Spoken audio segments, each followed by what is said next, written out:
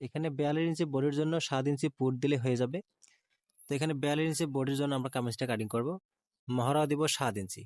Put যদি আপনি 7 ইঞ্চি দেন অবশ্যই আপনাকে মহড়া 7 ইঞ্চি দিয়ে নিতে হবে। দিয়ে সোজা এরকম মার্জিন টেনে দিবেন।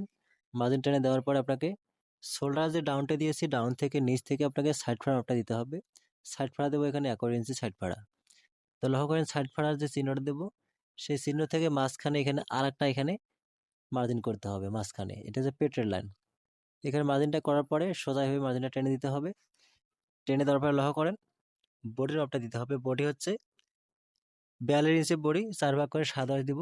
কোমর দেবো এখানে 40-39 ইঞ্চি। তো মাপগুলো আপনার প্রত্যেকটা আপনি 4 ভাগের 1 ভাগ করে এখানে দেবেন। যেহেতু এখানে 4 পার্ট আছে, 2 বা 4 পার্ট, সেহেতু আপনাকে 4 ভাগ করে মাপগুলো দিতে হবে। এখানে ঘেরের মাপটা আপনি 2 ভাগের 1 ভাগ দেবেন। ঘের যে আপনার 24 হয়, এখানে 12 ইঞ্চি ঘের দেবেন।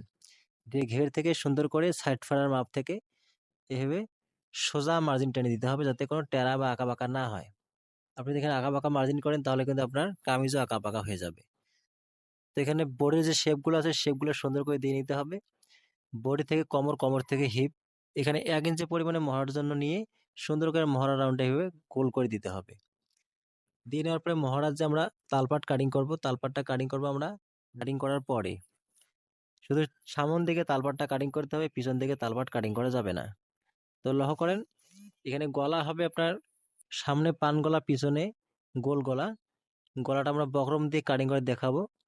তো এরকম এক্সট্রা কাপড় বাড়তি রেখে বরাবর আপনি কাটিং করে দিতে হবে। এইভাবে কাটিংটা করে দেবেন। নিচে আপনি যতটুকু মোড়ানির জন্য দিবেন অতটুকু বাড়তি রেখে কাটিং করবেন। চিহ্নগুলো দিয়ে নেবেন। প্রত্যেকটা চিহ্ন আপনি মার্জিন বরাবর দিয়ে নেবেন। দিয়ে নেওয়ার পরে লক্ষ্য করেন এখানে তালপাট কাটিং করবেন শুধু সামনের পার্টে আপনি 15 ইঞ্চি বরাবর এই নিয়মে একটু কাটিং করে দিবেন।